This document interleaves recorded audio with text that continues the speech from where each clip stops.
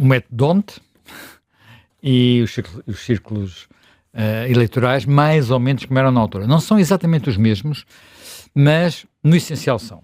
O que é que mudou? Muito pouco já agora. E mudou, havia 3 círculos nos Açores, porque eram, quer dizer, vamos lá ver, qual era a lógica dos círculos? Os círculos eram os distritos. Portanto, com 2 particularidades. Na altura não havia ainda regiões autónomas, portanto, os Açores eram divididos em 3 distritos e, portanto, foram os 3 distritos que foram a votos, separadamente, com listas diferentes. Portanto, Horta, mais pequeno, Angra do Heroísmo e Ponta Delgada, que era o maior. E depois não havia propriamente um círculos de imigração como há hoje, até porque as eleições tiveram algumas particularidades, havia uma certa desconfiança sobre os imigrantes e sobre como é que eles votariam, sobretudo vindo dos partidos mais à esquerda, desconfiança que se mantém ainda hoje em alguns aspectos, por exemplo, para as eleições presidenciais, só muito recentemente é que se começou realmente a facilitar quer o recenseamento, quer o voto dos imigrantes. E depois tínhamos um círculo, que eu já nem me lembrava dele, só agora que reparei que existia, que era Moçambique. E Macau ainda? Não, Macau lembrava-me bem. Macau lembrava-me, o círculo eleito por meia dúzia de pessoas, um partido que só existiu da CB, chamado ADIM, e, portanto, isso lembrava-me. Agora o Moçambique... Acho fantástico. Que elegeu um deputado, não foi? Elegeu um deputado, claro. Moçambique é que não me lembrava de haver esse círculo eleitoral, nem consegui perceber quem é que foi eleito por lá. Mas, enfim, fora esses detalhes, há aqui uma coisa que é um padrão. Nós estamos bloqueados, em termos de sistema eleitoral, em 2 ou 3 discussões e não saímos delas. Há muito tempo. Uma é a proporcionalidade e como é que se garante essa proporcionalidade. Outra é a existência de círculos por distrito e se esses círculos, que em alguns casos elegem muitos deputados, Lisboa, por exemplo, mais de 50 deputados, são círculos onde haja identificação entre o eleitor e o eleito. Portanto, em que se conheça o seu deputado. Em alguns círculos mais pequenos, com 2, 3, 4 deputados, eu admito que isso aconteça. Agora, o nosso voto, sobretudo se for num dos partidos maiores, contribui para eleger, se alguém votar num partido maior, o 20º, 25º, 18º, ninguém faz a mínima ideia de quem está a eleger. Portanto, isto é igual desde o princípio e há aqui várias discussões que se colocam desde o princípio, que é, isto são listas fechadas por partidos, o que quer dizer que há uma grande preponderância das lideranças partidárias na definição das listas. Estes sistemas, portanto, nós não temos um sistema misto, não temos um círculo de compensação, não temos muitas coisas e, portanto, continuamos, de alguma forma, presos quer a este modelo eleitoral, portanto, quer a outra questão que curiosamente tem a ver com algo que eu creio que já só existe para termos eleitorais, que são os distritos. Porque no resto desapareceu tudo. Na altura, vamos ver, nós tivemos muitas divisões administrativas no país. E supostamente deveríamos ter agora tido uma regionalização que toda a gente hoje, a maior parte das pessoas não... Ou melhor, as pessoas que se pronunciaram em referendo disseram que não, e não há consenso sobre essa matéria ainda hoje. Portanto, o que tivemos, e tivemos muitas divisões no país ao longo dos tempos, várias, umas meramente geográficas, outras mais com caráter mais administrativo, mas a única que foi sempre sobrevivendo, sobretudo nos últimos 2 séculos, foram os distritos. E agora dirás, mas porquê, por exemplo, as províncias, que eram aquilo que nós aprendíamos na escola, não é? É aquilo que ainda está na memória, no imaginário. As Beiras, o Alentejo, o Ribatejo, o Algarve, a Extremadura, enfim, mas Trás-os-Montes, Minho, tudo isso são coisas com que nós ainda identificamos muito. É aquela pessoa do Minho, não dizemos aquela pessoa do distrito de Braga, ou do distrito de Viana do Castelo, não é? Há um transmontano, não dizemos é do distrito de Bragança. Apesar disso, os distritos mantiveram-se. Eu creio que isso tem muito a ver com o facto com o facto dos distritos terem sido organizados muito em torno da zona de influência de cidades. Em todos os distritos há, exceto num, há claramente uma cidade capital, digamos assim. Há alguns em que às vezes há cidades rivais, mas basicamente há uma cidade capital. Qual é a exceção? A exceção é Braga, porque tem ali Guimarães, a cidade onde começou a nacionalidade, quer dizer, onde se diz que de alguma forma também começou a nacionalidade, portanto aqui sempre ali houve uma tensão, e há uma tensão, e ficam muito próximas, e a universidade está nos dois sítios, portanto, Braga é um bocadinho, o distrito de Braga é um bocadinho exceção. Agora, vais para a maior parte dos outros distritos, há distritos onde há outras cidades com algum relevo, por exemplo, Vila Real também tem Chaves, Bragança, olha, para o Diocese se chama de Miranda, não é? Portanto, mas é uma coisa antiga, Miranda hoje em dia é uma cidade relativamente com pouca expressão, pequena, e por aqui adiante, dando outros exemplos, mas basicamente é isto. Por exemplo, Castelo Branco também tem a Covilhã, portanto, que tem vindo a ganhar. Onde tem o Politécnico, o outro tem a Universidade. Pois, portanto, há assim de vez em quando umas situações, mas basicamente, vamos lá ver, isto foi uma coisa que consolidou. Agora, na altura havia tudo, havia juntas distritais, havia governadores civis, a administração pública estava organizada por distritos, hoje isso desapareceu praticamente. A administração pública, um esforço para organizar por regiões plano, como se chama, não é? Portanto, a região norte, a região centro, a região Lisboa e Val do Tejo, a região Alentejo e a região Algarve, e houve um esforço para fazer isso, portanto, não quer dizer que esteja já tudo assim. Creio que ainda há alguns organismos da administração pública que são capazes de não estar totalmente organizados por regiões, mas houve muito esse caminho, e portanto basicamente sobram os distritos para os ciclos eleitorais. Portanto, para pouco mais que isso. Bem, mas feita esta pequena incursão, agora, e nós percebemos que ainda esta semana publicamos aqui um artigo em que se fala, vocês queixam-se de haver partidos com muitos votos desperdiçados, mas os votos desperdiçados é uma consequência do método D'Hondt. Na verdade, os votos desperdiçados não são uma consequência do método D'Hondt. Os votos desperdiçados são uma consequência de haver círculos que elegem poucos deputados. E nesses círculos que elegem poucos deputados, se eu não eleger deputados de todos os partidos, os votos nesses partidos são votos que não têm tradução em nada. Mas atenção, em eleições isso é normal, não é? Em eleições isso é normal. Quando nós elegemos o Presidente da República por 51%, há 49% dos votos desperdiçados. Portanto, não há aqui uma... Desperdiçados, realmente, quer dizer, os candidatos a seguir não têm nenhum poder, não têm nenhuma representação. Portanto, nos sistemas maioritários, não é? Portanto, círculos uninominais, que é o sistema inglês, o sistema americano, portanto, o primeiro ganha, nem sequer tem que ganhar por 50%, o primeiro ganha e acabou-se, todos os outros votos The não winner contam. takes it all. The winner takes all, exatamente. E, portanto, isso permite que haja, por exemplo, neste momento em Inglaterra, no Reino Unido, uma maioria, com 30 e poucos por cento dos votos, haja uma maioria de 60% no Parlamento. Portanto, que é uma coisa assim até um bocadinho bizarra. Mas pronto, eles não colocam isso em causa, é o sistema que têm, portanto, é assim que isto funciona. E a gente sabe que é assim que funciona. Portanto, tem vantagens, tem desvantagens, podemos discuti-las, podemos aperfeiçoar.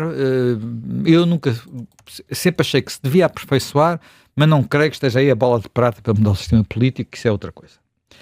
Até aqui, digamos, eu diria que estamos dentro da norma. Há, no entanto, algumas coisas que sobram dessa primeira campanha, que às vezes são, eu diria, um pouco, umas são muito boas mesmo, e eu acho que é aí que está a chave da importância desta eleição.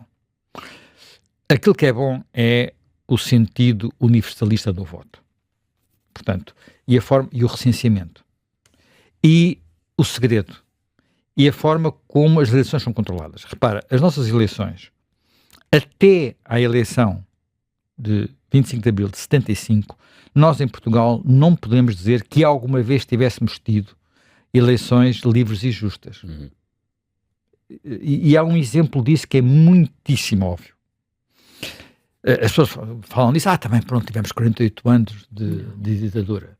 Na verdade, não tivemos 48 anos de ditadura, quer dizer, tivemos 48 anos de ditadura, mas antes disso tínhamos tido uma coisa que era enfim, havia voto, havia confusão, havia aparente liberdade, mas também era era uma ditadura mascarada de um partido, que foi a Primeira República, não é? Enfim, uma atrapalhada muito grande e com inúmeras limitações ao direito de voto, inúmeras.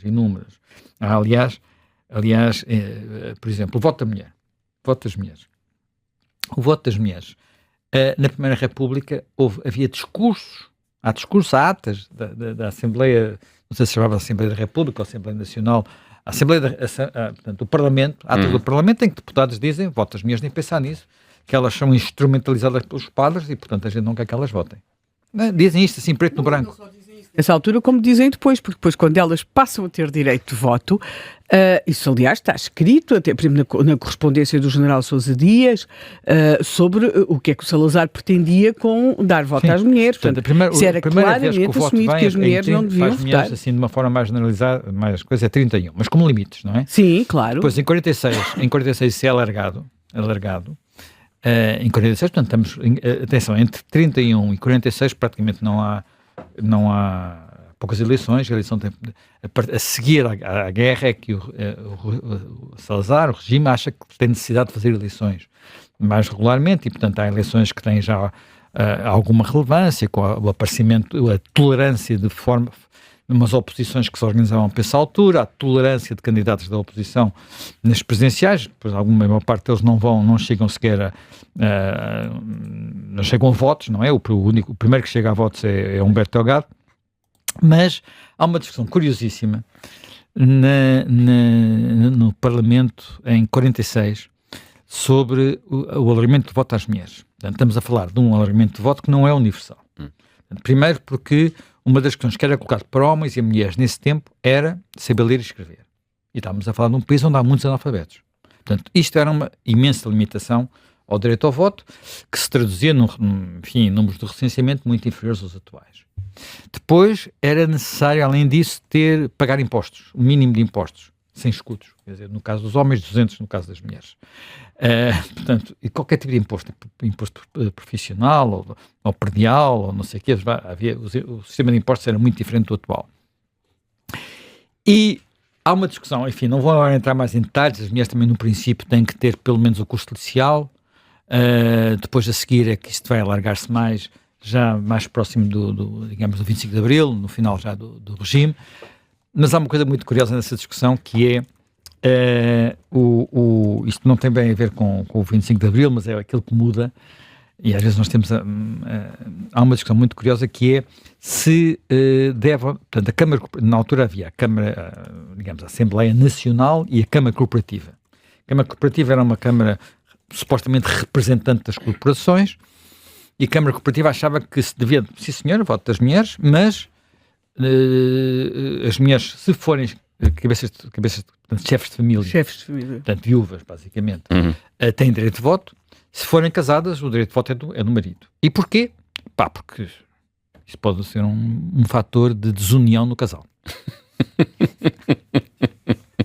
E na Assembleia da República na Assembleia Nacional argumenta-se que não há problema, porque o voto é secreto. Portanto, não é necessário saberem quem é que o marido ou a mulher votaram, e aí a mulher também passa, digamos, é essa coisa que passa, tanto que passa, que isto está no site da Assembleia da República, mas há um cartaz do regime a apelar ao voto, a apelar às mulheres portuguesas, que diz o seguinte, é muito engraçado este cartaz: mulher portuguesa, graças ao Estado Novo tens a estabilidade da família, a liberdade religiosa, a ordem social, a paz que preservou o nosso país da catástrofe e destruições da guerra. Isto é pós-guerra.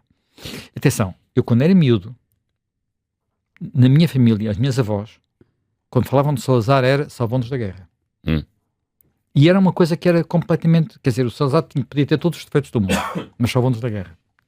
Portanto, isto era um discurso. E depois a seguir acrescenta: se o teu marido, teus irmãos, teus filhos vivem e não marcharam para os campos de batalha, a Salazar o deves. Se o teu noivo não foi morrer em terra estranha, sob os tanques por aí adiante, a Salazar o deves. Se os teus filhos, e por aí continua e tal, votai por Salazar. Portanto, há um apelo claro ao voto das mulheres por Salazar ter salvo os maridos, os filhos, os pais da guerra. Portanto, é muito interessante isto, até porque muitas vezes há aquela ideia de que só se vota a partir de 25 de Abril das mulheres, não é verdade, mas é evidente que há uma grande diferença aí. Quer dizer, o facto de, por exemplo, nessa eleição, a ter havido no recenseamento, e esse aspecto é muito crucial. O recenseamento é completamente diferente. Portanto, primeiro passa a ser obrigatório. Passa a ser obrigatório. Depois, há um esforço real de recenseamento. Portanto, há um esforço, Costa Brás, que era ministro da Administração, faz um esforço brutal para conseguir o recenseamento. O direito de voto é alargado até aos 18 anos. Antes a lei dizia a maioridade era aos 21. Portanto, é alargado até aos 18. Portanto, depois, atenção, e a maioridade, portanto, por exemplo, se tu casasses antes dos 21, tinhas que ser, como é que se dizia? Emancipado. Eu devia saber isto porque eu casei antes dos 21 e tive que ser emancipado. Portanto, e casei em 75 ainda. Portanto, basicamente precisaste de uma autorização dos teus pais. Não é uma autorização para... Já nem sei exatamente o que é que foi. Não detalhes, sei que foi necessário cumprir ali uma burocracia qualquer, porque eu tinha na altura 18 para obter anos. esse estatuto, não é? Para ter esse estatuto. Portanto, e depois deixa de haver a limitação de saber ler e escrever, o que na altura estamos a falar de uma população que, sobretudo em algumas regiões do país, tem 30%, 40% de analfabetos, portanto estamos a falar de muita gente, sobretudo nas mulheres. O analfabetismo entre as mulheres é muito maior, portanto, nos homens era um bocadinho diferente e percebe-se que isso vai melhorando, inclusive durante o Estado Novo, vai diminuindo, e nota-se isso, há estudos agora recentes, designadamente estudos académicos publicados, através dos exames que tinham que fazer para a tropa. Mas aí só há o registro dos homens, não é? Uhum. E percebe-se que a coisa melhora substancialmente naquele período, e o Nuno Palma e já não sei qual é o outro historiador, publicaram recentemente um trabalho sobre essa matéria a mostrar isso. Mas isso não quer dizer que não houvesse um problema de analfabetismo que havia e que na altura foi ultrapassado, e portanto isto muda completamente o corpo eleitoral. Eu não tenho número exato de quantas pessoas podiam votar antes do 25 de Abril, mas no 25 de Abril temos um total de população recenseada muito, muito elevada, na casa dos 6 milhões, portanto, hoje é muito mais, não é? Como sabemos, mas por outras razões, e portanto, temos uma vontade de votar enorme, com algumas coisas que também são, olhando para os resultados, são muito curiosas. Primeiro, a participação nunca mais houve lá. Nunca mais houve nada que se parecesse, não é? Portanto, temos nessa altura uma participação de quase 92%, 91,6%. Portanto, uma participação absolutamente impressionante. Temos outra coisa muito curiosa, e isso tem a ver com a forma como aquilo correu. Eu creio que nunca houve tantos votos nulos. Na altura não se fazia, na contabilidade não há distinção entre votos brancos e nulos. Eu acho que agora, se somarmos os dois, talvez já tenhamos atingido outra vez esse número. Mas temos 7% praticamente de votos brancos e nulos. E isso acontece, curiosamente, sobretudo em distritos onde se percebe que há menos alfabetização. Portanto, acontece... há distritos com quase 11% de votos brancos e nulos. E eu não creio que isso fosse uma consequência do apelo do MFA. Ou de uma parte do MFA. Uma parte do MFA... Não. Aliás, eles começam, é preciso que se entenda e tem de se contextualizar isto. A certa altura começa a haver uma campanha no sentido de que votar, estar com o MFA e com a Revolução era na prática não votar e dar o poder todo ao MFA, e depois a certa altura começa a haver mesmo um apelo ao voto em branco. E nota que... Vem sobretudo a Quinta Divisão, que era dominada pelo Partido Comunista. Eles fazem esclarecimento sobre o voto em branco até ao dia 24 de Abril. Até ao dia 24 de Abril, há militares da RTP a fazerem esclarecimentos sobre o voto em branco. A dado momento, eu creio, do que vi desse material, que eles terão percebido que as pessoas queriam mesmo votar e não iam nada ao fim de tantos anos.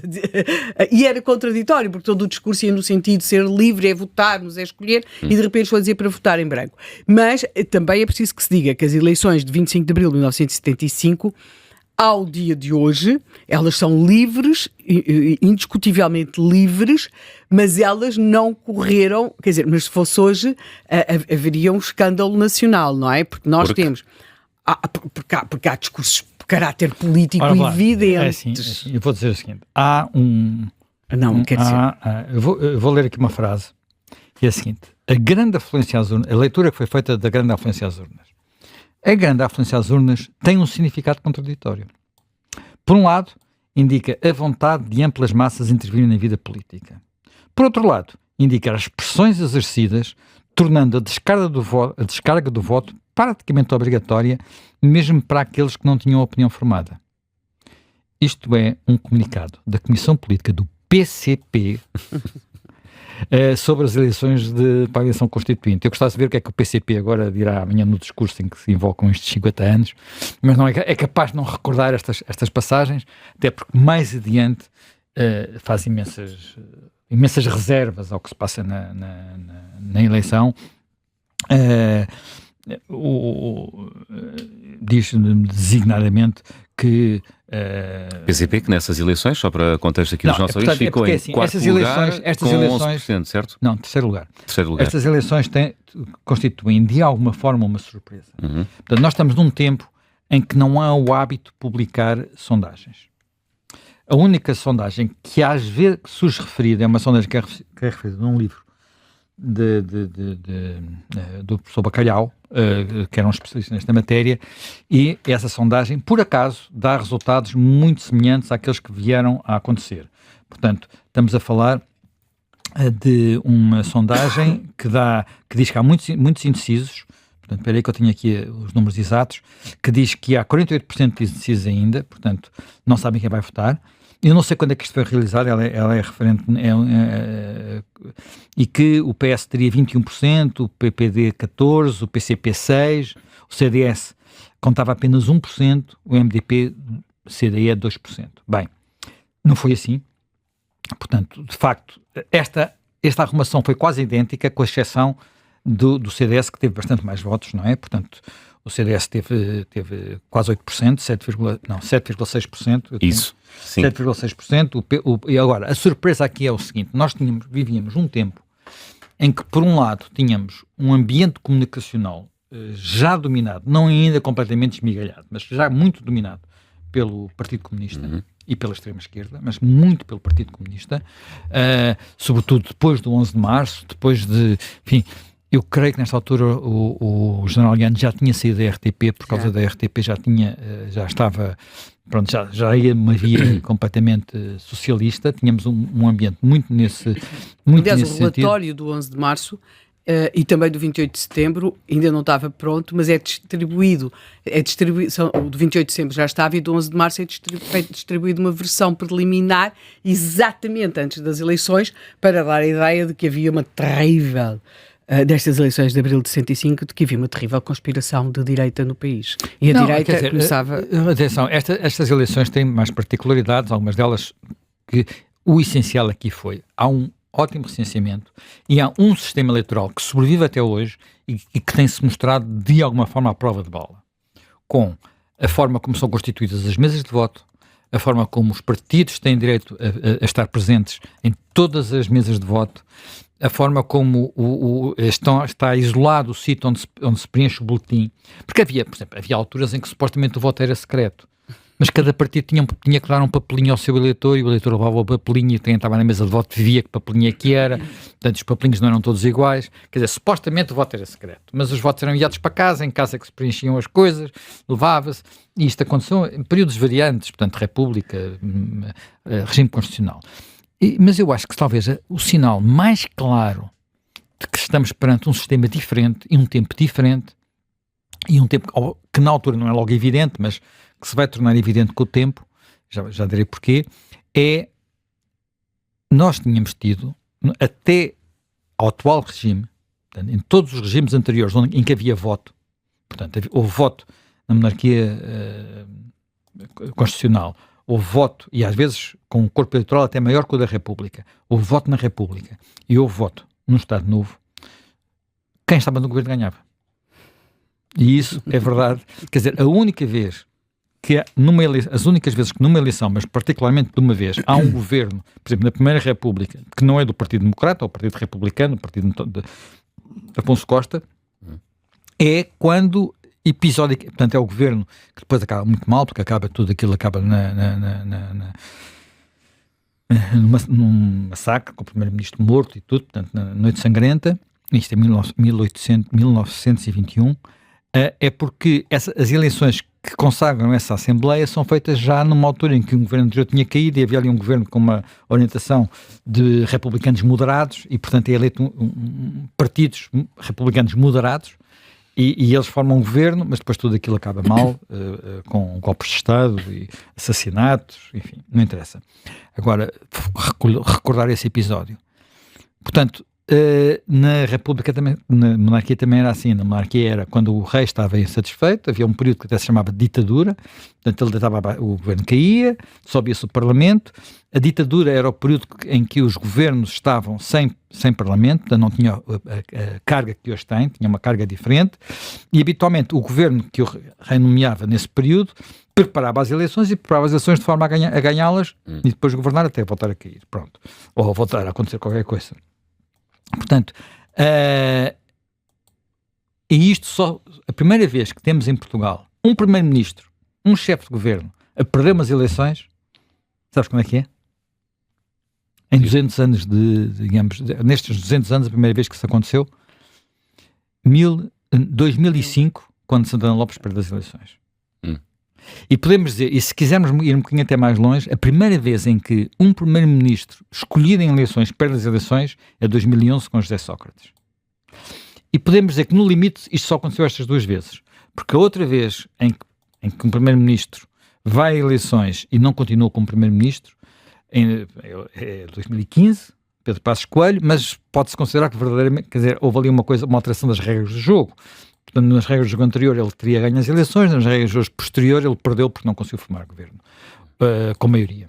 Pronto. Portanto, e isto foi assim, portanto, e na minha perspectiva, pelo menos, uma democracia, só a democracia quando há alternância. Nós já tínhamos alternância entre partidos.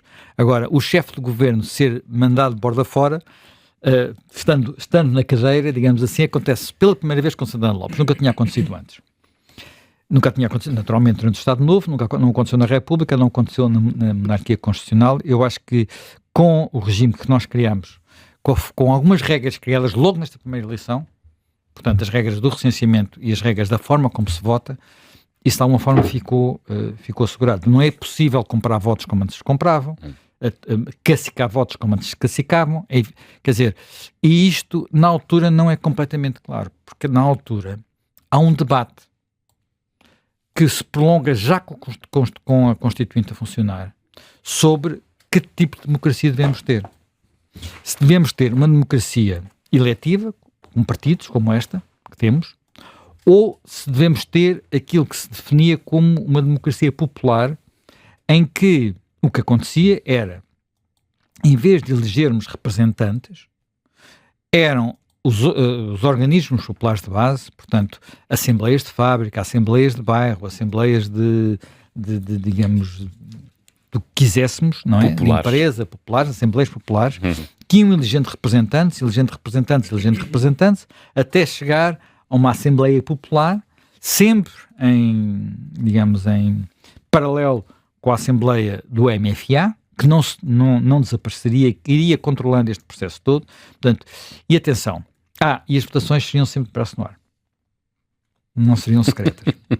Há um documento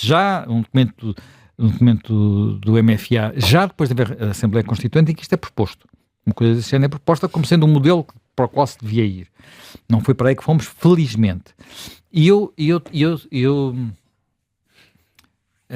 sei, quer dizer, a questão do braço no ar e a questão da Assembleia Popular de base são os locais onde as forças organizadas ativistas dominam, mesmo que representem apenas 0,5% digamos, se fossem a votos, representavam 0,5%. Dos votos, sim. Se forem a voto secreto, 0,5%. De outra forma, representavam a maioria. E aqui houve um período, portanto, esta eleição politicamente tem um significado muito especial, portanto, de facto, que é, nós temos, até esta eleição, uma lógica completamente dependente dos equilíbrios dentro das Forças Armadas, por um lado, e por outro lado, da pressão da rua, portanto, e a pressão da rua não são apenas as manifestações, porque começa também a haver, e os comícios, porque também começa a haver manifestações e comícios organizados sobretudo pelo Partido Socialista, o primeiro dos quais é um famoso comício contra a unicidade sindical no pavilhão dos desportos. Mas há uma contagem de cabeças, essas coisas todas, há essas tensões todas, mas quanto à lição é o equilíbrio no MFA. E esta legitimidade MFA-rua, digamos assim, vai ser contrariada pelo resultado das eleições. E o resultado das eleições, de facto, é uma surpresa, porque, como tu, na bocado, já estavas a referir, o Partido Socialista ganha com larga vantagem, tem quase 38% dos votos. O PSD, por quem muitas pessoas não davam um chavo, ganha com... fica em segundo lugar com 27%, não, 26,39%, e o PCP, para grande surpresa, tem apenas 12,5%, sendo que o PCP comete aqui um erro, que eles próprios só se aperceberam depois, de tal forma que na eleição de 76 já vão fazer de maneira diferente, que é, não percebe logo a subtileza do método D'Hondt e a subtileza dos ciclos eleitorais, e acredita que ainda pode enganar as pessoas com o MDP-CDE. No MDP-CDE, nesta altura, logo assim ao 25 de Abril, há uma tensão sobre o MDP-CDE continua ou não continua. O PS sai imediatamente, quem lá tinha, quem não tinha, saem todos, e dizem não, isto é para acabar, isso era uma coisa que existia por causa de um anterior regime, era uma frente eleitoral da oposição, agora há liberdade, cada um forma os partidos que quiser. O PCP mantém lá uns companhões de route, que vai manter durante muitos anos, e mantém aquilo vivo, porque era uma forma de, nas zonas do país onde foi o seu martelo e não assustava mais pessoas, eles acharem que iam ter votos. Problema. Isto devido à votação, e portanto o método onde faz com que muitos círculos, onde se calhar se tivessem ido juntos, tivessem eleito mais deputados do que aqueles que acabam por eleger, porque o MDP-CDE só vai conseguir ter 5% dos votos, não, 4,14% dos votos, e só vai eleger 5 deputados. Portanto, precisamente por causa deste fenómeno. Mesmo assim, se somarmos os votos do PCP aos votos do MDP-CDE, dá 16%, um pouco acima de 16%, o que não é, o que fica, estamos a falar de essencialmente 1 em cada 7 votos. Teria 35 deputados. Enfim, conta simples. Sim, não, era preciso também que houvesse... Não, eles têm 35 deputados atualmente, que ficaram com 35, 30 do PCP e 5 do MDP-CDE, portanto teriam tido mais se tivessem ido, porque eram 250 deputados, não eram 230 como agora. Portanto, cria-se uma legitimidade eleitoral. E há uma tensão desde esse momento. Uma tensão imediata. Quer dizer, primeiro, nota-se que o PCP imediatamente diz há uma parte do país que votou coagida. Este comunicado depois tem outros detalhes sobre isso. Ou mal informada ou coagida. Esse discurso era um discurso que até vinha antes das eleições, feito pelo Vasco Gonçalves, feito pelo Rosa Coutinho. Há entrevistas do Rosa Coutinho a dizer isso também. Portanto, dizer, as pessoas não estão preparadas e tal, mas pronto, tem que ser e tal, a gente comprometeu-se. Mas vamos ver o que é que isto dá. Espera. Há quase que ameaças. As eleições não podem travar a revolução. Portanto, no sentido, votem bem, porque senão vamos ver o que é que isto dá. Há quase que isso. E isso traduz nos dias seguintes em atos concretos. E os dias seguintes, e a primeira grande tensão é o 1º de Maio. Porque no 1º de Maio de 74, em que eu nunca mais me esqueci dele, porque estive na rua todo o dia nesse dia, no 1º de Maio de 74 toda a gente está junta, quer dizer, depois podia haver ali uns grupos que iam para aqui ou para lá, mas toda a gente está junta, e sobretudo toda a gente está junta, olha aqui perto, de Alvalade, no estádio, que hoje em dia se chama Estádio 1º de Maio, na altura chamava-se Estádio da FNAT, a Federação Nacional da Alegria do Trabalho, depois ainda a TEL. Bem, toda a gente está junta, no 1º de Maio de 75, o MFA, o Primeiro-Ministro Vasco Gonçalves, chamam para o palco Álvaro Cunhal e depois não deixam entrar Mário Soares no estádio. Portanto, e aqui é o primeiro grande momento em que se percebe isto vai correr, tem tudo para correr muito mal, até porque entretanto já estava a haver outras divisões dentro e vamos entrar no verão quente, onde há sempre esta tensão, com uma coisa muito curiosa que é a Assembleia Constituinte só tem alguma liberdade para fazer uma Constituição a partir de seguir ao 25 de novembro, com o segundo pacto MFA partidos, porque praticamente antes, para os partidos poderem concorrer, tinham-se comprometido a fazer uma Constituição não democrática, porque a Constituição que eles tinham-se comprometido a fazer no primeiro pacto MFA partidos, quem continuaria a mandar nisto era o MFA. Só no segundo pacto é que essa relação de poder quer dizer, no primeiro pacto o Presidente da República não era eleito por voto universal e direto, não é? Portanto, só para teres ideia. Portanto, isso só acontece depois de 25 de novembro, portanto, depois da derrota dos radicais, e portanto temos aqui um período em que felizmente houve esta eleição, porque esta eleição permitiu contrabalançar aquilo que parecia ser o que se via nos jornais, o que se via nas televisões, o que se via nas ruas, que era, isto é tudo folclore de esquerda radical, entre o PCP e mais para a esquerda, parecia que tudo estava dominado, e não estava.